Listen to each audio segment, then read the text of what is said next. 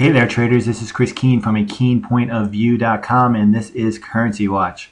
There's very little action so far this week as most of the pairs have consolidated in very narrow ranges and we're not finding any flow whatsoever towards a trend. But this could all change heading into tonight's tradings with the release of the Great Britain pound employment report due in early European trading, then followed in the USD by retail sales, PPI, and the Fed minutes. So we could have a bit of volatility and finally a little bit of action that we can trade on and maybe make a break between significant trends or resistance levels or support levels. Let's take a look at a few of the majors just heading into tonight's trading, one being the EURUSD. As you can see, the pair is been sliding down this trend line for almost a month now, and it is down. I mean, from the beginning of the trend lower, it was all the way up around 131.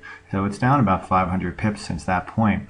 But now the pair is firmly sitting right below the 0.382 fib at 127.34, but it hasn't gained much momentum lower. It did come up to try to test that level today, but it couldn't gain, couldn't break through. So currently, right now, as long as the pair remains below the 127.34, it would favor, I guess, a cyclical turn down towards the 50 fib at 126.02. But when the price action hasn't signaled any move lower in the short term, or if we could just continue this slow grind lower following this trend line.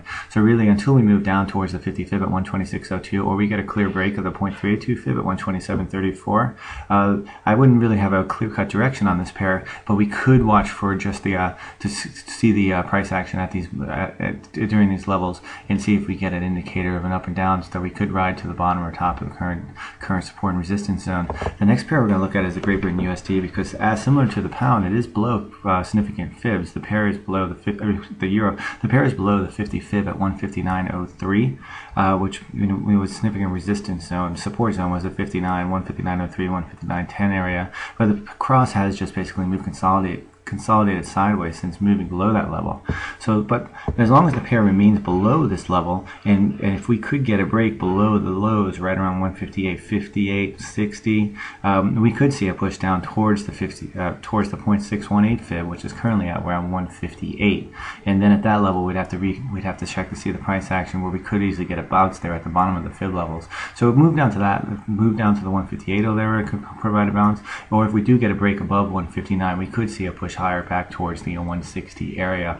Let's take a look at the Aussie, because the Aussie has been tricky at best. It's been trading in a very narrow 40 pip range, and until the cross breaks out of this range, there's no clear-cut sign. But you do see there's clear support here at the 50 fib from the move lower at 103.86. Used to be resistance, now support. And as long as the pair remains above this level, we could see a move higher. But we'd have to have a break above 104.80 to see a push towards resistance at 105.20. But if we break below this 50 fib, we do have open falling towards the 102.50. And as you can see from this, the euro and the pound are favoring moves lower, where the Aussie is sitting above. So we're not really having clear-cut correlations in the currencies at this current moment.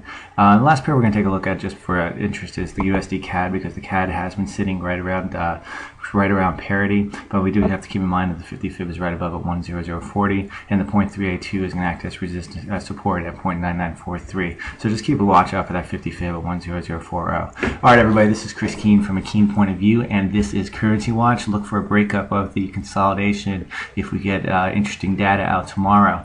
All right, everybody, remember to keep your trades keen and play it safe.